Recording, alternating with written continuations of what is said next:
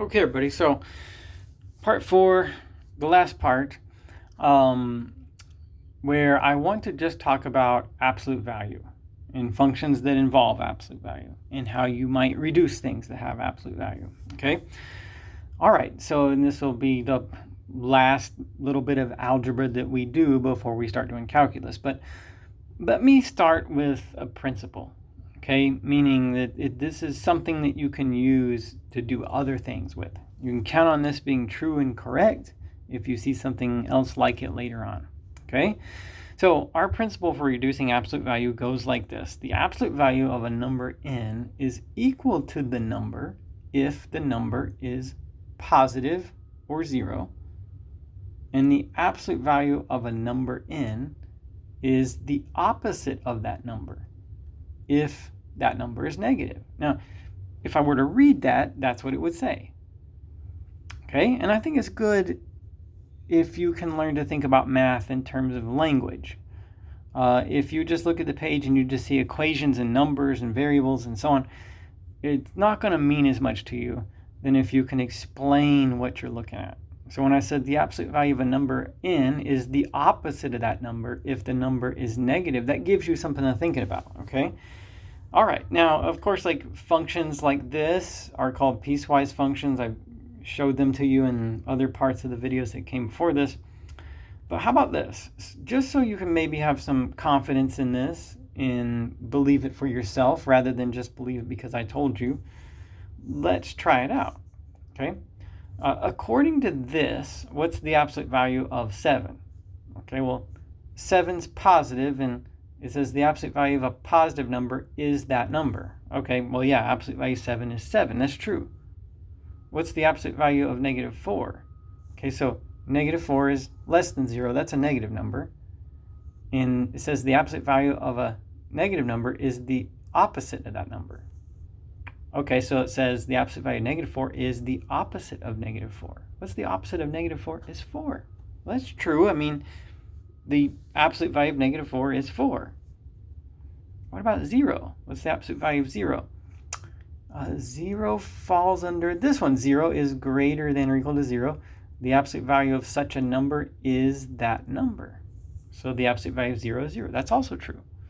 So, yeah, this works, right? It gives you the correct math depending on whether the number you're using is positive or negative. It just works, bottom line. Now, when I decided whether these were true or not, it's because I knew what absolute value means, okay? So, like, say when you first learn algebra and they teach you about absolute value for the first time, they might tell you something like this. The absolute value of a number is the distance from 0 to that number. So, like, if I have the number line and I go negative 4 is here and 7's there and 0's there, negative 4 is 4 spaces from 0 and 7 is 7 spaces from 0. That's how I know that the absolute value of negative 4 is 4 and absolute value of 7 is 7. That's how I decided that each of these was true. But what's the difference between this and this? This is a formula. That's what the difference is. This is a formula that will give you the correct answer based on what absolute value means, okay? All right, so you can count on this. This will work. The calculations are all correct. Okay, so let's try something that is like that, but more complicated. Okay, so could you simplify this? Like sometimes in calculus, we have things kind of like this, more or less, that have absolute value in them, and we need to reduce them to something different. Okay, so that's what I mean by simplify it here. So let me say, like, so we got this, and x can be any number. Now, in the videos that came before, some of the problems may have said that x can't be a number or that x is greater than a number. Here, I want to simplify this given that x can be anything. Anything's allowed, okay? Now, what's our principle? Our principle is the absolute value of a number can be calculated one way or another depending on if that number is positive or negative, okay? So maybe the way we should do this I mean, and as a disclaimer, and this disclaimer applies to everything, well, probably almost anything I ever tell you, it's not the only way you can do it. I just have to decide on something to show you. Okay, so you can figure out other ways to do what I'm about to show you, but nonetheless, I'm going to show you. Because of this principle, maybe we should try to figure out that thing on the inside right there. When is it positive and when is it negative? You know, x plus 5, when will that be positive? And when will that be negative? Well, okay, one way you can do it, like I said, not the only way, is you can sketch the graph of y equals x plus 5, which I have right here. It crosses over the x-axis at -5. It is negative if x is less than -5. It is positive if x is more than -5.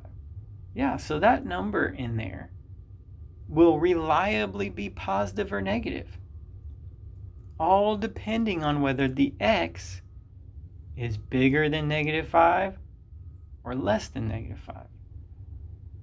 Okay, so I feel like that would be the proper breakdown. I mean, because it works one way or another depending on whether that number is positive or negative. Now, it may bother you that n doesn't look like x plus 5, but at the end of the day, that's a number and that's a number because it's math. And at the end of the day, everything is a number. Okay? All right, so here it goes then. I can do like this. I can say absolute value x plus 5 is x plus 5 if x is greater than or equal to -5. Why that? Why that way? Well, because that's when it's positive. I'll include the -5 just like I would include the 0 here, though. Okay? Because it will work. And then absolute value of x plus 5 is -x minus 5 if x is less than -5. What's this one? This one is that. It's the opposite of the number, right? So that's the opposite of x plus 5. I went ahead and distributed that -1 and got -x minus 5, but same thing, right? Okay, so there's our breakdown, all based on this principle in the way that that behaves, okay? Now, all right, like I said, you don't have to draw the graph. If you could just figure out somehow that this thing was positive in one case and negative in the other, that's all that this is really based on, okay? And it is math, you know. You can always check your answer. Why don't we do that? Why not? I mean, it's a video. If you're bored, you can turn off the video. So how about this? So x is -6. Will this work? I just want to try it out. I just want to make sure. So absolute value -6 plus 5 equals, okay. And which one of these should I use for -6? Well, -6 is less than -5, so I'll use this one, okay. So negative of -6 minus 5, and put question marks. I want to see that it's true. So what's this? Absolute value -1. Okay, and I'm going to evaluate these two sides independently and see if they agree with each other. What about over here? So what's the opposite of -6? That'd be 6. Okay, what's the opposite value of -1?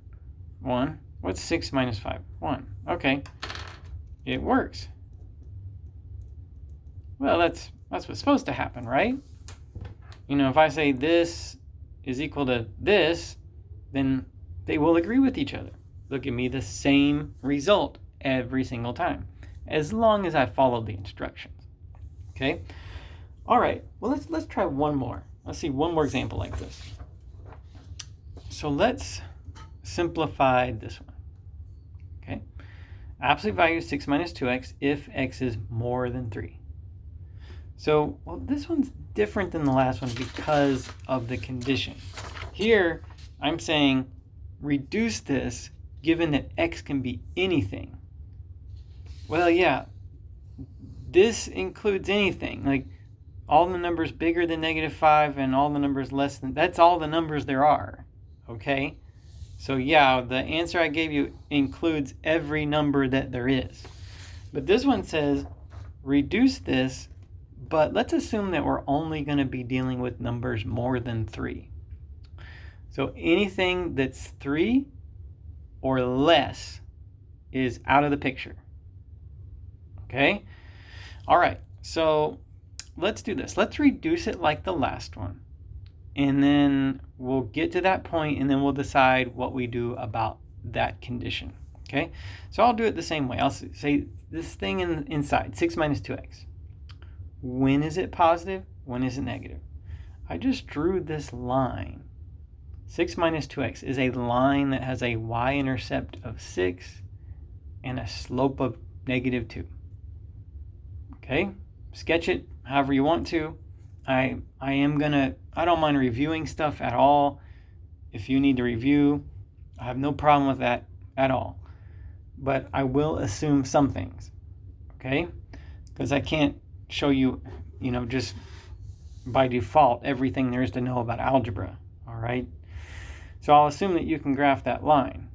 Now, when I look at this line and I look at the x-axis and I see that down here are the negative y's and up here are the positive y's, well then I've sorted out positive and negative. So if the x is less than 3, then 6 minus 2x will be positive.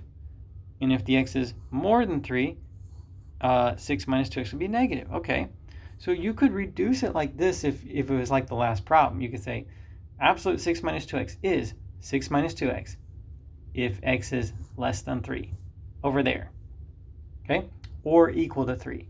We can include 0. This is where it's 0. This is where it's positive, okay. Down here, what's 2x minus 6? What is that? That's the opposite of 6 minus 2x, okay. Okay, so it will reduce to that whenever this thing is negative. Okay, well, this 6 minus 2x, it will be negative when the x is more than 3. All right. So yeah, it's going to be the opposite of itself when x is more than 3. So that's the reduction. Now, if you want to make a statement just about this, tell me what this thing is just under the condition that x is more than 3. Well, you have it right there. Right? It's part of this. It's part of the whole thing. So we'll just say this. If you want me to reduce it with that condition, well, I'll get the big answer and realize that what I want here is just part of it. Absolute value 6 minus 2x is 2x minus 6 as long as the x is more than 3. Okay? All right, now it's math. You can try it out. You can put numbers in and test it all day long and see that it's right. In math, you can check your answer. Isn't that nice? All right, you can do that. If you have any doubt, if you want a little more insight, you can always use more numbers than I'm showing you. Nonetheless, you get the big picture and the concepts from what I've showed you. Your work might involve more or less detail than what I've showed you, okay? But I want you to, try it out if you want to. Verify that this and this will calculate exactly the same number anytime you put in something bigger than 3, okay? Because that's all it says, and that'd be something that's easy to verify if you need to.